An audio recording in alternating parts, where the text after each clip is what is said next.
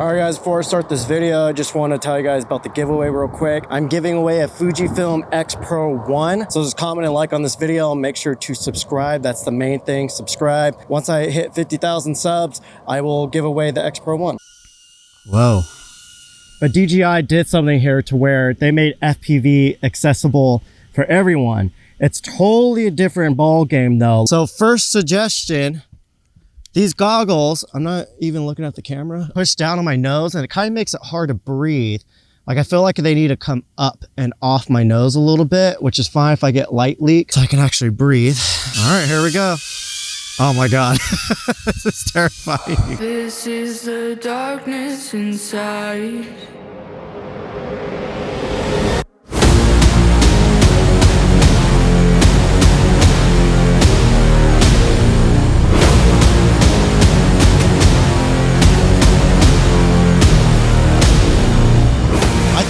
Video is for anyone who's like me, a filmmaker, who's only used traditional drones and you're wondering if you should get into FPV. And maybe you're not because you're a little bit timid or scared about it. I feel like I'm a caveman when it comes to stuff like this. It's gonna be my second flight. It's fine, guys. Like, just do it. Just do it. Pro tip though, make sure to sit down because this shit gets dizzy. All right, guys, so I'm a noob and I am flying FPV. I can't breathe. There's a rope there. Oh, Jesus. Look at this. Look what I'm fucking doing right now. This makes me so giddy. It doesn't make sense. Okay, we're coming back. Ooh. Ooh. Ooh.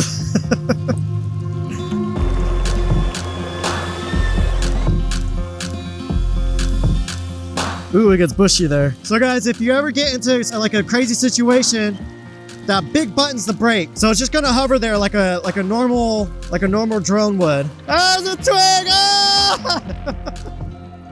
Ah! Oh, it's fucking beautiful, guys. Jesus. Oh, there's twigs. Oh. You see the H, that means it's home.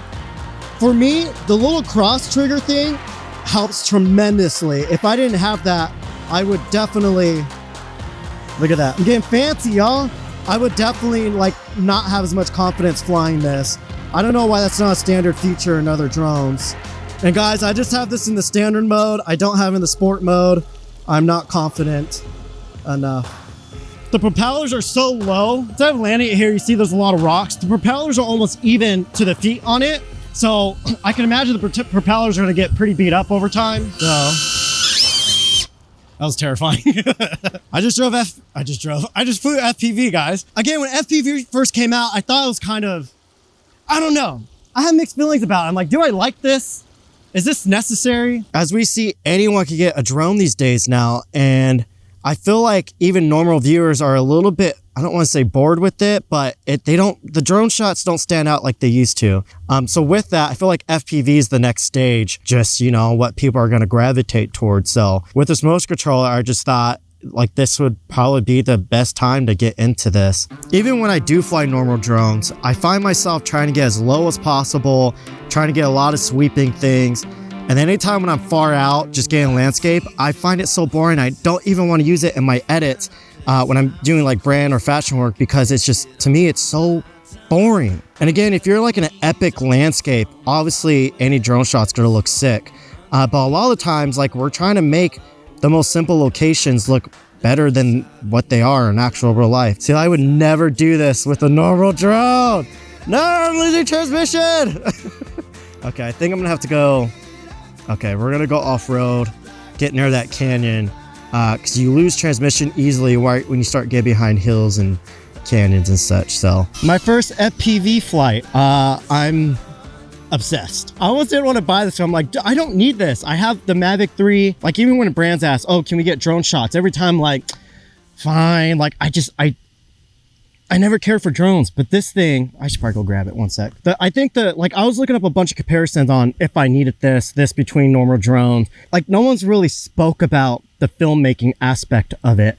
Obviously, if you're doing storytelling, narrative, short film type stuff, slower paced stuff, this might not make a whole lot of sense because most of the time you see stuff is super action packed. Doesn't make sense. But with the normal drone, being able to set your scene to show the landscape, you could show a beautiful landscape, and then when you go on tights, you could be in a totally different state in a totally different time. You could be a year later. People won't know the difference. Like, that's what that stuff's great for, setting the scene. And it's good for, you know, you could chase cars, and it has tracking and all that. So there's a time and place for a normal drone. But this, most of the money and like income I make from video is from like working with fashion brands. Usually with stuff like that, to put a slow drone shot, it really slows down the edit. And to put a drone shot in just really slows down the whole vibe, unless it's, again, an epic, beautiful landscape. Vic 3 out, and I was gonna fly it, but unless I'm in like this unique, beautiful, epic landscape, I want to rush out to fly this. But again, even when I do fly this, I try to get as low as possible. I try to get next to rivers and canyons and trees, and basically I try to fly it like an FPV. The key differences in footage that you can get with this, so it's kind of like a weird lowering with the camera tilting down. That's fine, but with this, you can lead in to that dive a little bit more. So when you lead into it, it feels more organic. It feels, to me, you can make this look more like a bird. So again, you guys know I go to Montana a lot, New Mexico, the desert. I'm usually out in like epic landscapes for gigs. To be able to mimic a bird, eagle, a hawk, like, call me cheesy, but I think that's beautiful. And so in my mind, I was answering myself on how can I put this into those more stoic, romantic, narrative type pieces. And I think that's the way. It's less about high, fast pace, getting next to objects, but more a graceful plunge, like a flying bird. Yeah, sorry, y'all. My whole thing with this is I just want to help people decide mindset of more stoic storytelling, traditional, all these new guys, these youngins are doing this. I'm kind of one of those dudes. This, I don't know. I'm a believer in FPV now. So will you ever see me cliff diving, chasing birds and skydivers? Probably not. But you might see some models spinning next to a river or something. Nothing else to say.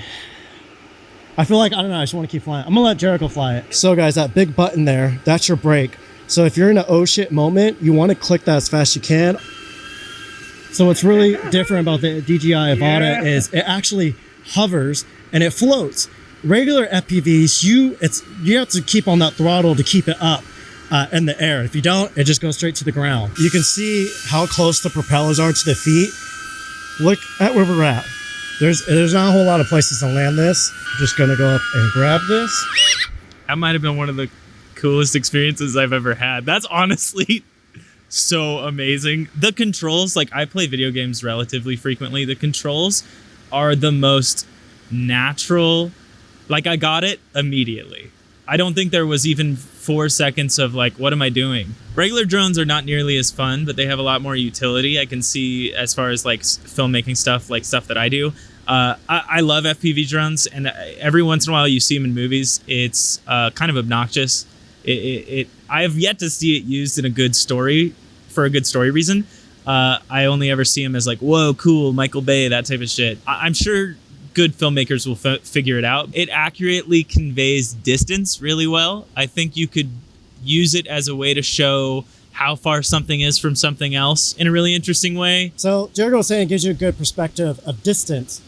That's one of the things I started to notice. I was watching FPV footage, is it kind of immerses you into the location. You get to you only get to see textures that you don't get to see with regular drones. Usually when you see FPV stuff, it's people showing off their abilities. I even watched one, they're like, oh, how you get cinematic drone footage? And like, you want to keep it moving and swiping back and forth and doing this and that. And you don't really need that. Obviously, if you're making some Michael Bay shit, that works. But for everything else, before I haven't really seen anyone use FPVs in a chill way until this thing came out.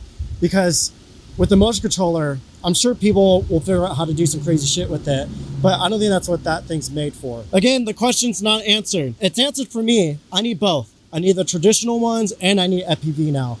And depending on the client and the gig, I'll take one or the other. I'll take both. We'll see. But DJI, you once again are just like changing the game, changing shit up, making our lives easier, but also harder on our wallets. So yeah, that's it.